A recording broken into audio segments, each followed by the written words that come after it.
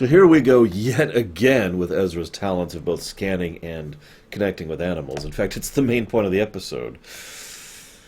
I don't want to mention too much here, but it's interesting that the Purgles are mentioned and described here, as well as their hyperspace jumping abilities, all the way back in Season 2.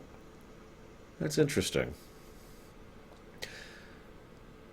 I get the power concern problems, and it's kind of cool how they literally show, in many ways, the ship being really, really low on energy and fuel, but what I want to know is, was this always intended to be a one-way trip? Because if they didn't actually manage to get the fuel there, they would be screwed, and that would be a lot more desperate and terrifying than the way they portray it. They portray it like, oh no, it's going to be another hour before we get to the gas station, when in fact it should be, oh god, we're going to die in the Arctic, but anyways, whatever. And so, of course, they don't listen to Ezra. I mean, why would they? He just proved himself right about the Purgil.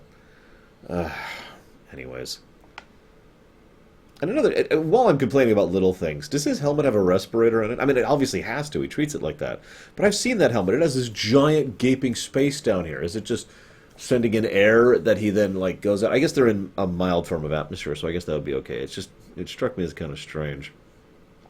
I also like him lightsabering the tie, even though that's ridiculous. It just kind of shows how pathetic those ties are. I mean, if you're getting that close to your target in a tie, I mean, I know they're the crap ties. Speaking of the crap ties, cool design.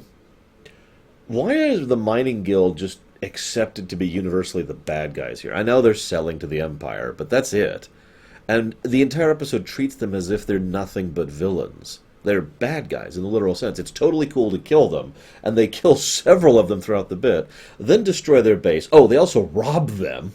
In fact, this is actually mugging because they attack and then take. And then the boss of the place dies a pretty horrible death, basically at the hands of what are functionally monsters. Teeth, I guess would be better. At the teeth of monsters. It's just funny to me that they're like, no, they're zombies or whatever. You don't have to care about them. Ah, die. I mean, I know that fiction has the need for the acceptable target bad guys every now and again. It just struck me as weird. I want to talk about the Purgil briefly. Hera mentions her problems with the Purgil, and I completely understand her perspective. I'm going to use a real-life parallel here. Ants.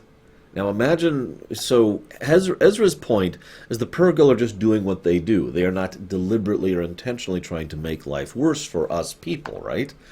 Well, it's the same kind of thing with ants for the most part. An ant is not trying to make your life worse or infest your house or, make your day worse or bite you or whatever. There's no malice there. It's just happens to be someplace you don't want it. So I could see Ezra's point, but I could also see Hera's point. Because whether there's malice or not, it's still a problem. As she points out, people have died to these things because they're just doing what they do. Now, obviously, the ideal solution would be some kind of communication situation, like an ant-man kind of a thing. Anyways, some kind of communication situation in order to try and coordinate, cooperate, coexist. But the problem is, we can't really do that with ants, just like they can't really do that with Purgil. Ezra is an extremely unique exception, with a very specific talent that's been built up over 2 seasons to lead himself in this direction. It's just interesting to think about, and I found the comparison fascinating. It's a nice little ethics kind of quandary to debate. Because, well, honestly, the episode takes the easy way out. They have a way to communicate.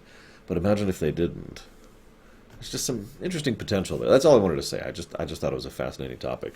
Regardless, we'll go ahead and move forward with more Day in the Life of a Rebel episodes next time.